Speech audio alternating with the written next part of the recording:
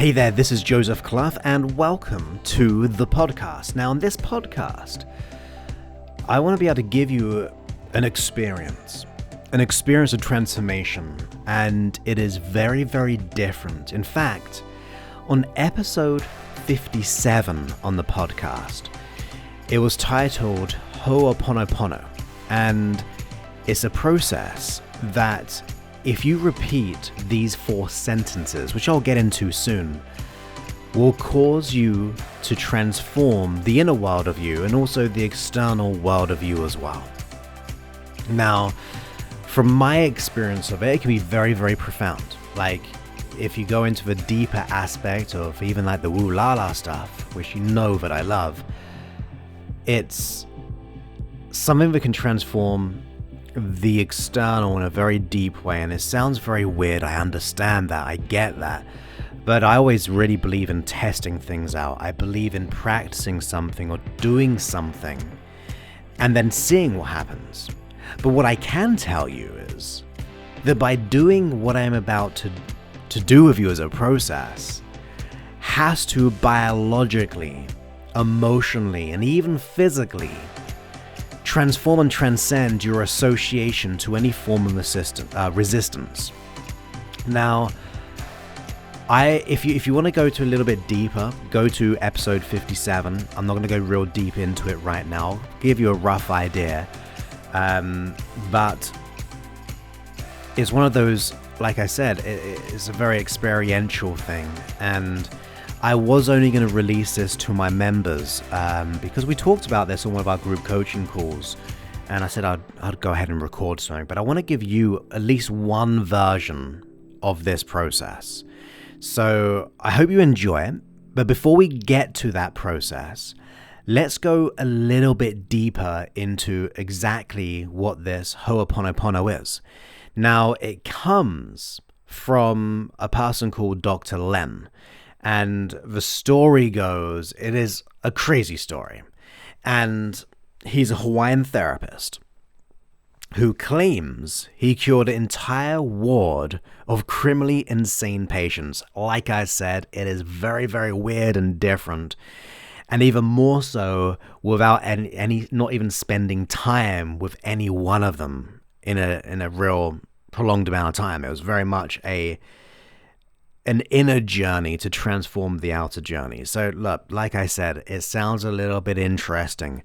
However, it's one of those things which I think is something we can learn from. And I know, like, for example, like in Huna, which comes from Hawaii too, the kahunas, and it's a practice. I don't think it's probably a version of it. I don't know if that's quite to be true, but it seems like it. And the whole idea is you repeat these 4 sentences whilst having the issue or the resistance that you're experiencing in your mind. And like I said, this could be for someone in your life.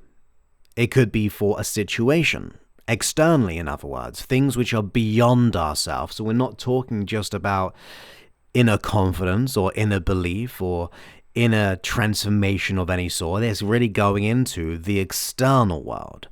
And even if you don't believe it, what I can tell you is by doing this process for yourself in terms of let's try it out on something that you're going through.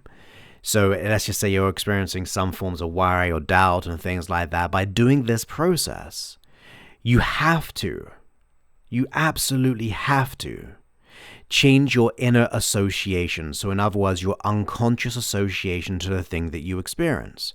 And if that resistance that you're experiencing, which comes in the form of a limiting belief, a negative emotion, a worry, a doubt, a fear, whatever it is for you, we can change our association to it. And if we think about it, if we change our association to it, in other words, we change our meaning to something, then it can no longer possibly be held in the same way. For example, like, let's just go completely off track. For example, if someone said to them, if a client I was seeing, and let's just say they're going through, say, cancer, and I don't work with cancer patients. Like I said, I'm no healer or anything like that. I I'm just a coach. I'm someone who likes to work with the unconscious mind to get results. But let's just say they wanted to be able to get back on the healing track. But for some reason, they had this belief, like rock solid in their mind, that say, cancer kills. Or cancer causes death. Now, that's not going to be the most beneficial belief system. Can it cause death? We know absolutely it can. But it doesn't have to mean it will cause death, right? But if someone has that belief system so strongly that they're holding on to, then releasing issues or getting back onto the journey, whether we go through obviously the medical industry or alternative, or what I believe is a mixture, like I think it should be a unity thing where we really make healing a process of mind, body, soul, and that includes all modalities of transformation. And having that limiting belief of cancer causes death is not going to be good for that person, as this analogy, right? So what I would do there is be going, well, do you know anyone who has had cancer and they didn't die? Now, of course, they've got to go on the inside, and I'm not going to come up with examples for themselves, because me telling them something is totally different from them getting and understanding themselves. That's where transformation happens. We can guide them to it. But if we say, look, do you know anyone who had it but didn't die? Then of course it changes the meaning of that belief. You could say, well, do you know what? Do you know anyone where cancer has actually caused life? And they're like, what do you mean? Well, has anyone gone through an experience of cancer and have like had a total reevaluation of their life and started to live once and for all? They took life seriously. They cherished every moment. And then the client's like, oh, well, yeah, there's loads of story. I actually know someone who did that. Oh, so cancer doesn't have to mean causing death, right? So in other words, we're changing the meaning of a belief system. It doesn't have to mean the one thing. It can mean many things if we bring it to the attention to the conscious and the unconscious mind. And bringing it back to Ho-oponopono, this goes into changing the meaning once again, changing the association, because if you change the meaning, you change your association, you change the representation, and therefore you change the outlook of someone's neurology. You're changing the consciousness of that person who was stuck. But let's go into it. I mean, I'm sure many people are aware of this. If you're listening to my stuff, or a lot of the time, you get introduced to things like Hay House if you first got to me, or maybe you listened to or read a book of Hay House and they talked about it, and then you got into me, or maybe it was just weird different ways of how me and you are connected right now. So you may have heard about it, but ultimately it comes from these 4 sentences. Now the first one is as simple as it is, I'm sorry. You see, when we say I'm sorry to the thing that we're experiencing resistance, the issue in itself, it gives us an energy release. It changes pain and suffering to a sense of release. Does it cure everything? Not necessarily. Can it? It can definitely change a lot of the meaning behind it. But if we're saying to ourselves, look, I'm sorry, that's a big energy change. More often than not, we're really fighting resistance. We're fighting it. We're fighting our unconscious mind. We're battling each and every day. But if we say, I'm sorry, to the issue, to the resistance, to ourselves, it opens up a new direction. It opens up a sense of communication. Now, I don't know if you've ever been in an argument with someone, but if they came up to you and said, I'm sorry, changes the relationship. It changes the communication. So that I'm sorry is a very important sentence. It changes the energy, the meaning behind the conflict. Now, the second one is please forgive me, which is pretty much saying, look, forgiveness, once again, the same thing. If we get into that state of forgiveness, it also means we're ready to change. We're ready to accept a different meaning. We're ready to forgive the person or the conflict or the situation. And therefore, we change that energetic connection to the resistance. And then suddenly I turn on its head. Well, of course, I can forgive. Your unconscious mind will forgive you. The person will forgive you. Or even if it's just in the mind, your association. I've worked with people who've had issues with people with someone who they never see anymore. Whether that person has passed, whether that person is no longer in their life, or no matter what, they're holding on to their stuff. This resentment, this annoyance, this pain. But then, look, please forgive me, allows you to go into that passive state, and not in a negative way, but in like an offering, a giving up, a letting go. Now, the third one is thank you. Now, the thank you is really going into gratitude. It's going into a confirmation that it's been done. It's going into like, look, sorry, forgive me, thank you. It's a natural sentence of allowing that to be confirmed into our neurology, to the thing, to the person, to the environment, to the situation, whatever it is. Saying thank you really means gratitude, which of course changes your association. If you're in gratitude each and every moment, you couldn't be depressed. You just couldn't, because you're just so thankful. I'm not saying we should be in gratitude all the time. If someone does something mean, we go, oh, thank you very much for hitting me in the head like that, bopping me on the head.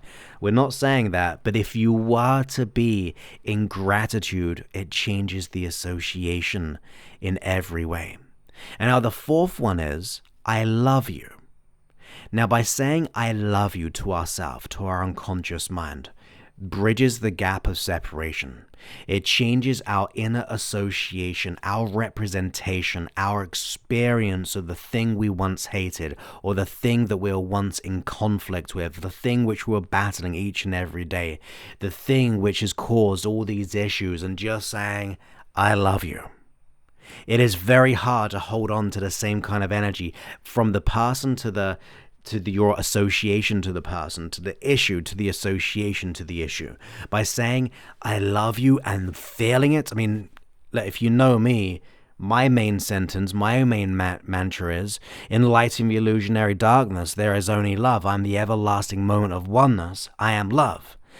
When I wrote that sentence down, I was like, there's what I want. Like, to the point I actually got a tattoo of it, right? So in Sanskrit, but it's one of those things, like, that's my belief. Like, love is the only thing, the deepest part of us, the thing behind the illusion, the thing behind the veil, the thing which can enlighten and transform everything. You might not agree with me that, but if you're with me to now, you can take on what is right for you.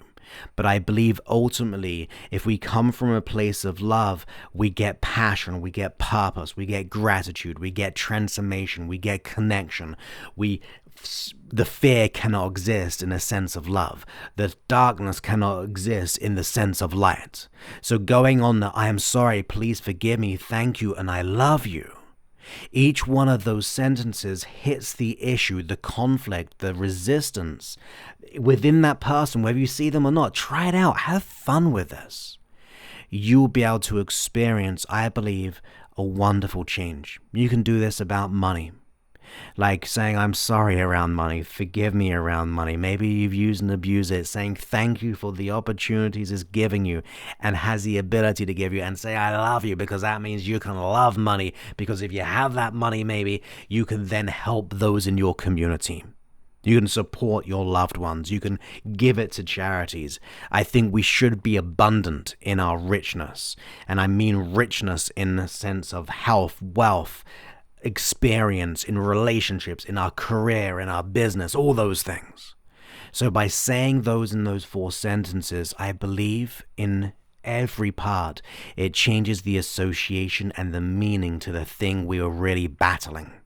So if you would like to join me on this version, this one version of the I said it right, I think, the whole time until right now.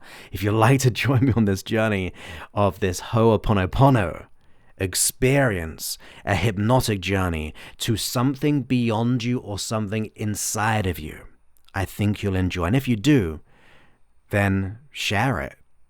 I mean, this is great. If everyone did this, I think the world might be a little bit happier. And of course, if you do need help me a little bit deeper, remember you can get support with us.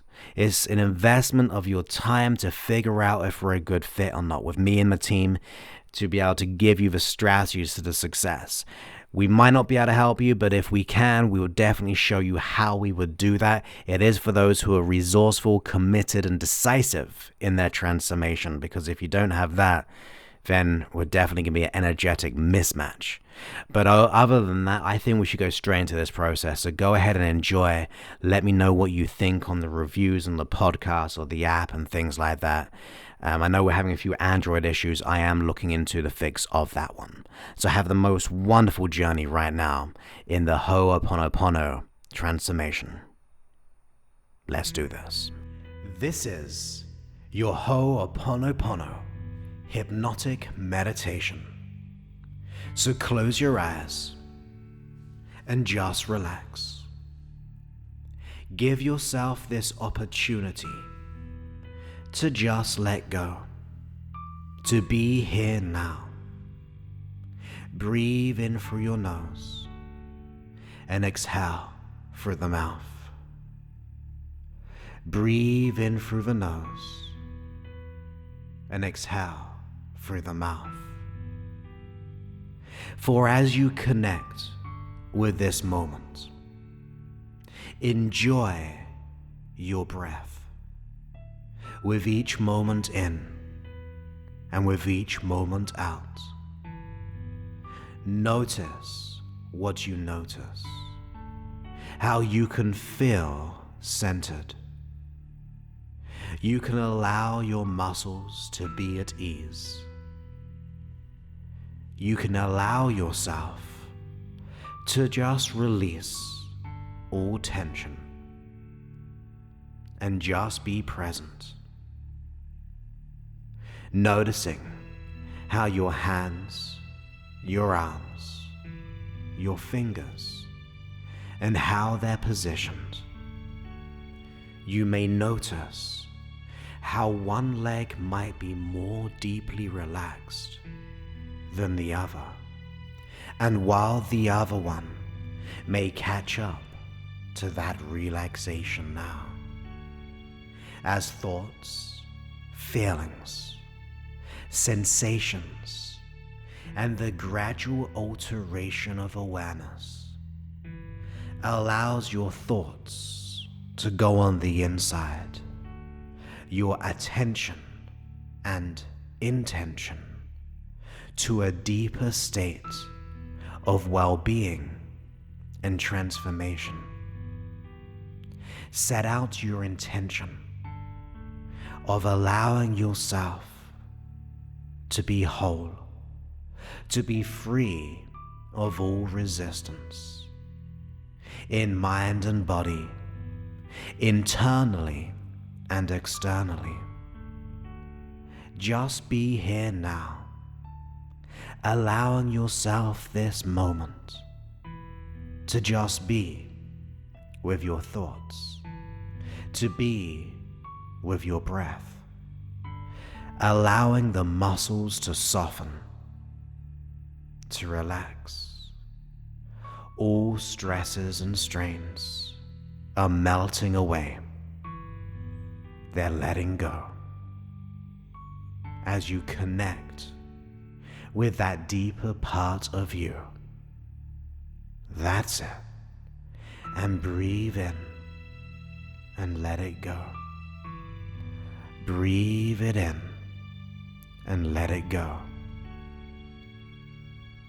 Now with your mind just relaxed, causing you to deepen your learning, which means you can develop the transformation that you desire. So in your mind, just consider any form of resistance, issues, conflicts within ourselves or beyond ourselves. Consider what resistance you would like to release today. They could be limiting thoughts, beliefs, feelings, behaviors, or a kaleidoscope of them all, within you, or even without you, around certain people, situations, or areas of your life that you would like to be totally transformed with. Notice your association of what you would like to integrate back into oneness. Notice your relationship with that you would like to integrate, to dissolve and resolve any thoughts, representations, visually, in sound, in feelings, or all of them at once. However you do this is just fine, but hold it in your mind so you know that you are ready to let it go. Consider that resistance, however you hold it, and as you do, go ahead and notice your connection with it. Notice how it can possibly exist. Notice what is keeping it there. Maybe there's been limiting decisions, beliefs, projections of what we think to that resistance. Just consider your experience with it, whether it's within you or on the outside. And as you do, tap into your purest self, the unlimited, the connected, the happiness within you, the purity of who you are. Consider and connect with that unconditional love that is always there beneath the surface, the wholeness of you, the beingness of you. That's it. However it is, however you feel it for this moment. And as you do connect, as you associate to this conflict with all that love, say, I am sorry. Please forgive me. Thank you. I love you. Say it in the most unconditional way that you are sorry, to forgive you, to thank it, to love it. With all your heart, with all your oneness, go ahead and say, on the inside or even on the outside, I am sorry. Please forgive me. Thank you. I love you. I am sorry. Please forgive me. Thank you. I love you. I am sorry. Please forgive me. Thank you. I love you. And notice the association change with each word, with your greatest intent, that I am sorry. Please forgive me. Thank you. I love you. Tap into that gratitude, feeling that emotion radiating and moving that I am sorry. Please forgive me. Thank you. I love you. I am sorry. Please forgive me. Thank you. I love you. And feel those feelings that I am sorry. Please forgive me. Thank you. I love you. And feel those feelings of gratitude and epiphanies and awakenings as the association changes. And say it to your unconscious mind, your best friend. I am sorry. Please forgive me. Thank you. I love you. I am sorry. Please forgive me. Thank you. I love you. And even say it to yourself. I am sorry. I forgive myself. I thank myself. I love myself. I am sorry. I forgive myself. I thank myself. I love myself. I'm sorry. I forgive myself. I thank myself. I love myself. And feel those feelings radiating around you. For you know that once you do, you allow yourself to transcend your association, to free up all resistance. For you are ready to make that change, to transform the inner world. For you know, if you want to change what's going on around you, you change what's going within you. So I am sorry. Please forgive me. Thank you. And I love you. Feel it. Double it. And feel that feeling of thanks, of love, of forgiveness, that you are now ready and committed to release all resistance in a most profound way.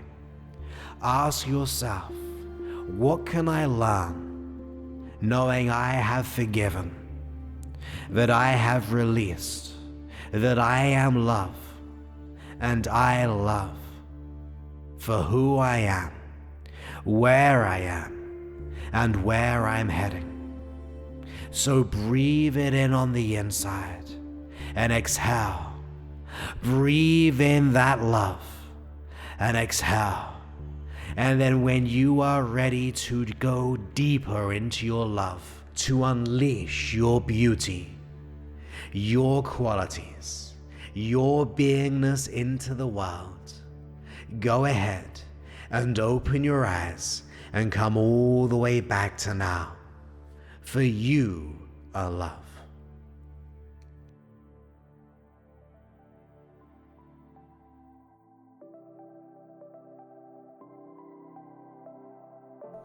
Once again, as always, if you are interested, if you are decisive, committed, and ready to transform your life to a whole new level, in fact, by systematically let go of your anxiety, worry, and self-doubt, and get the unstoppable confidence, all you have to do is go to josephclough.info/go. Yeah, that's it, josephclough.info/go. And that just means we'll be able to have an opportunity to speak and see if there's something we can do to support you. Like I said, you've got to be resourceful, you've got to be dedicated, and you've got to be committed and take action. Because when you do, that means you're matching us, and I believe we can get the result as a team in many different ways. josephclough.info/go. Many thanks and goodbye. Cheers.